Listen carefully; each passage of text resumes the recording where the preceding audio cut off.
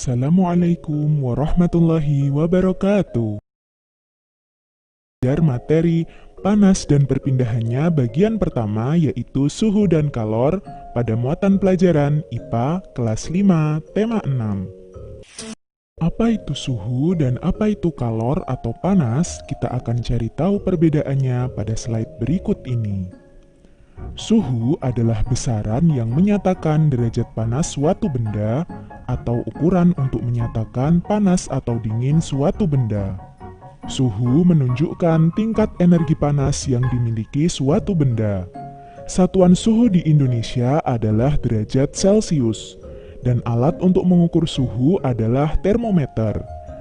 Sedangkan panas atau kalor yaitu salah satu energi yang dapat diterima dan dilepaskan oleh suatu benda. Kalor juga dapat didefinisikan dengan energi yang berpindah dari benda bersuhu tinggi ke benda bersuhu rendah.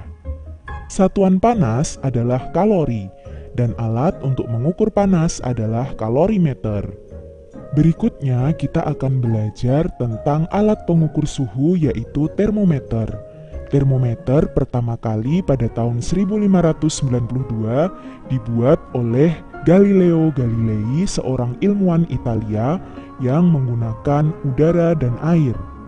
Kemudian pada tahun 1714, Daniel Gabriel Fahrenheit, yaitu ilmuwan Jerman, membuat termometer berisi air raksa. Kemudian pada tahun 1742, Andreas Celsius, ilmuwan Swedia, menemukan termometer yang menggunakan skala ukuran 100. Dan di Indonesia, banyak menggunakan termometer Celsius dengan ukuran 0 sampai 100 derajat. Selanjutnya, kita akan belajar tentang sumber energi panas di bumi.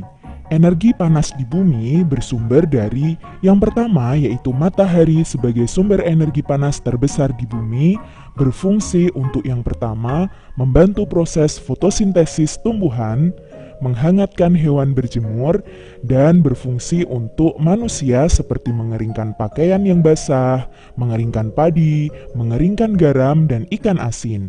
Kemudian, sumber energi panas yang kedua adalah api. Yang ketiga yaitu listrik, dan yang keempat yaitu gesekan antara dua benda, seperti contohnya menggosok-gosokkan kedua telapak tangan, menggosok-gosokkan mistar plastik dengan kain kering, dan menggosok-gosokkan dua batu atau dua kayu kering. Dalam kehidupan sehari-hari, suhu dapat berubah-ubah yang mengakibatkan perubahan pada benda. Yang pertama yaitu pemuaian, yaitu perubahan benda yang ditandai dengan penambahan panjang, lebar, luas, dan volume karena terkena kalor atau panas atau suhu tinggi. Yang kedua yaitu penyusutan. Penyusutan yaitu perubahan benda yang ditandai dengan pengurangan panjang, lebar, luas, dan volume karena terkena dingin atau suhu rendah. Pemuaian dan penyusutan dapat terjadi pada zat padat, yaitu logam, kaca, dan karet, kemudian zat cair seperti air dan minyak, dan zat gas yaitu udara. Berikut ini adalah contoh peristiwa pemuaian dan penyusutan benda. Yang pertama yaitu kaca jendela.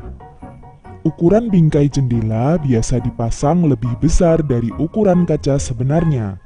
Hal ini untuk memberikan ruang pemuaian bagi kaca saat terkena panas. Apabila bingkai jendela tidak diberi ruang pemuaian, maka jendela akan retak atau bahkan pecah saat terkena panas.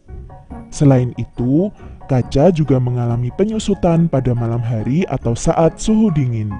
Hal ini menyebabkan ukuran kaca berkurang dan kembali terbentuk ruang pemuaian di antara kaca dan bingkainya.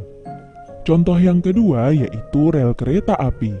Sambungan rel kereta api dibuat ada celah di antara dua batang baja rel. Hal ini untuk memberikan ruang pemuaian bagi baja rel saat terkena panas di siang hari. Apabila sambungan rel tidak diberi ruang pemuaian, maka rel akan melengkung dan membahayakan gerbong kereta yang melewatinya. Selain itu, baja rel juga mengalami penyusutan pada malam hari atau saat suhu dingin. Hal ini menyebabkan baja rel kembali ke ukuran semula dan terbentuk celah di antara dua batang rel. Contoh yang ketiga yaitu ban sepeda, motor, dan mobil. Ban sepeda, motor, dan mobil tidak diisi udara terlalu banyak. Hal ini untuk memberikan ruang pemuaian bagi udara di dalam ban saat terkena panas di siang hari. Apabila ban diisi terlalu penuh, maka ban akan mengeras bahkan dapat meletus dan membahayakan pengemudinya. Selain itu, udara di dalam ban juga mengalami penyusutan saat suhu dingin. Hal ini menyebabkan udara di dalam ban kembali ke ukuran semula. Contoh yang keempat yaitu kawat atau kabel listrik dan telepon. Kawat atau kabel listrik dan telepon biasa dipasang kendur atau tidak tegang. Hal ini untuk mencegah kawat atau kabel putus saat mengalami penyusutan di malam hari atau suhu dingin. Selain itu, kawat atau kabel listrik juga akan mengalami pemuaian sehingga mengendur pada siang hari atau suhu panas. Contoh yang kelima yaitu termometer air raksa dan alkohol. Penggunaan termometer menerapkan prinsip pemuaian zat cair, yaitu alkohol dan air raksa yang akan memuai saat suhu naik. Saat termometer badan ditempelkan ke bagian tubuh yang panas, air raksa dalam termometer akan memuai dan naik, lalu berhenti sampai angka tertentu yang menunjukkan suhu tubuh. Oleh karena itu, termometer tidak diisi penuh air raksa atau alkohol untuk memberikan ruang pemuaian saat suhu naik sehingga termometer tidak pecah. Ketika termometer tidak digunakan, air raksa akan kembali turun karena mengalami penyusutan. Contoh yang keenam yaitu gelas kaca. Pernahkah kalian melihat sebuah gelas kaca yang tiba-tiba retak atau pecah saat dituangi air panas? Hal ini terjadi karena adanya pemuaian yang tidak merata pada bagian gelas. Bagian dalam gelas akan memuai lebih cepat daripada bagian luarnya, sehingga menyebabkan gelas kaca retak atau pecah. Oleh karena itu, sebaiknya tidak menuangi gelas bersuhu dingin atau gelas basah dengan air panas yang baru saja mendidih. Sekian penjelasan dari. Terima kasih telah menyimak video ini dengan baik.